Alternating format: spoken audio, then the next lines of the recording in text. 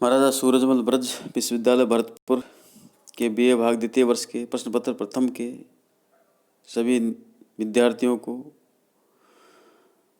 मेरा नमस्कार।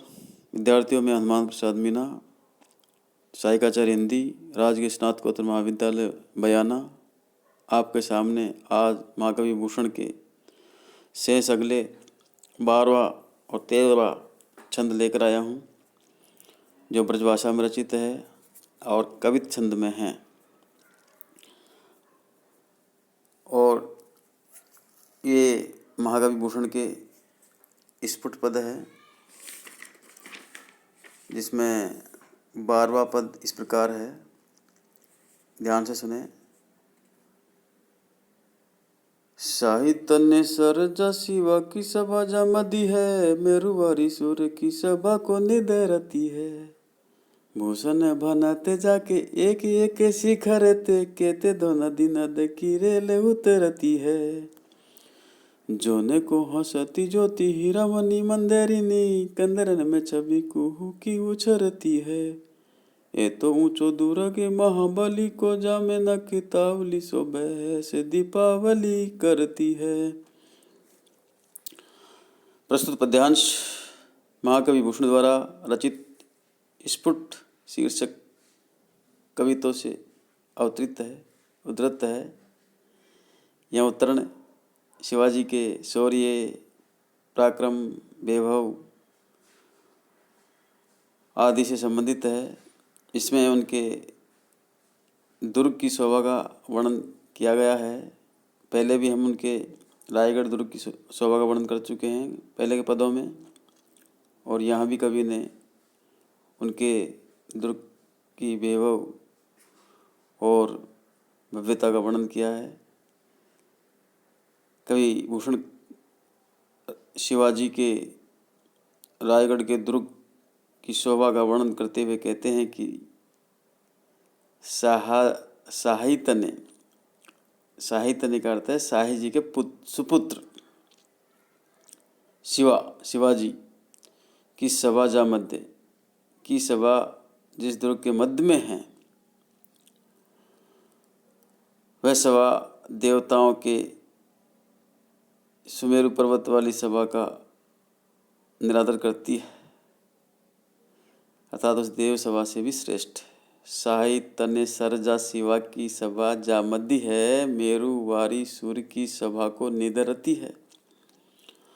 अर्थात शाहजी के सुपुत्र शिवाजी की सभा जिस दुर्ग के मध्य में है, वह सभा देवताओं की सुमेरु पर्वत वाली सभा का निरादर करती है, अर्थात उस देव सभा से भी श्रेष्ठ है।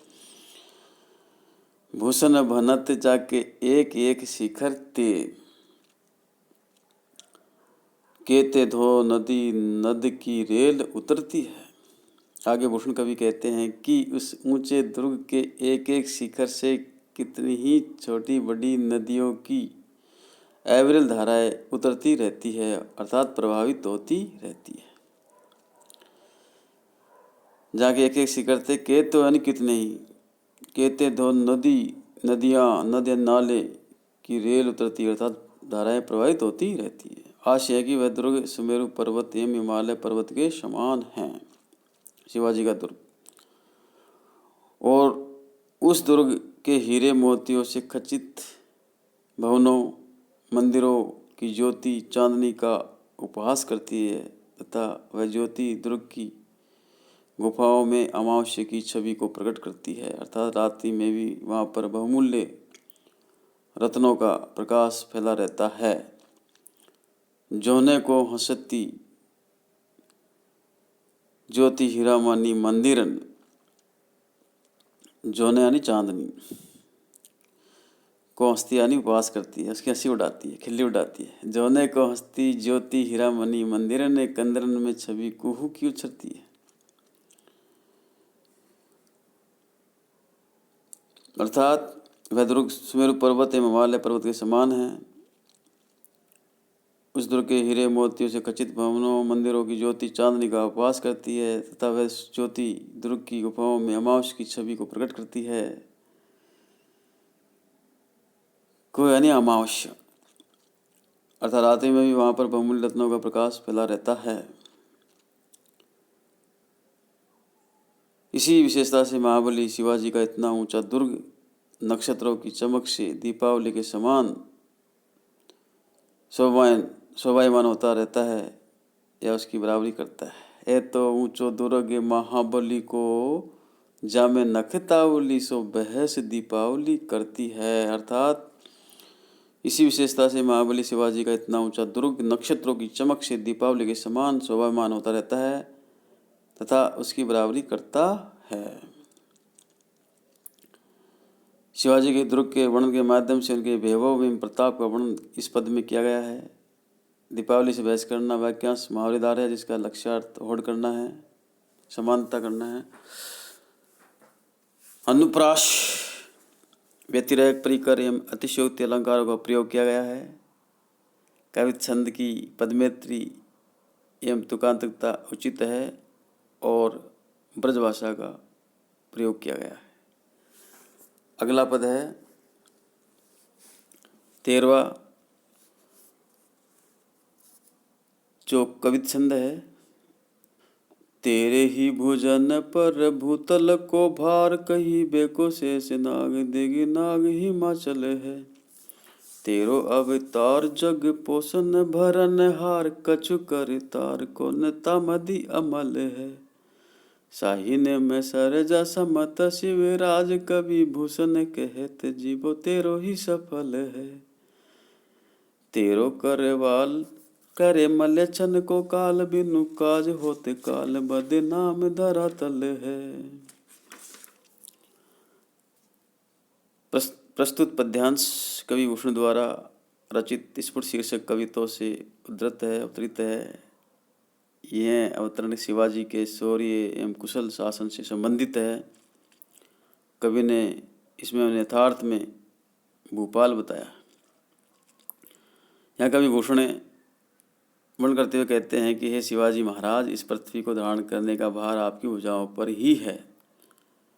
तेरे ही भुजन पर भूतल को भार, भले ही शेषनाग को दिशाओं रूपी हाथी तथा हिमालय को पृथ्वी का भार धारण करने वाला कहा जाता है, परंतु ऐसा तो केवल सामान्य रूप से ही कहा जाता है। तेरे भुजन पर भूतल को भार, कही वे को शेषनाग दिगनाग हिमाचल है। अर्थात धरती के भरण पोषण पालन का भार तो वास्तविक रूप में आप पर ही है, शेषनाग और दिशाओं के हाथी और हिमालय पर्वत पर नहीं। तेरो अवतार जग पोषण भरन हार कछु करतार कौन तामदी अमल है। आपका जन्म ही संसार का पोषण करने के लिए और भरण प्रशासन के लिए हुआ है। तामदी यानी उसमें, इसमें तो विधाता का शासन केवल कहने के लिए है।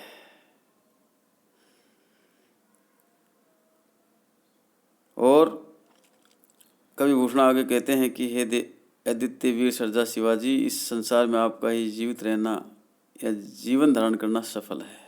साहिन में सरजा समत शिवराज कवि भूषण कहत जीवो तेरो ही सफल है।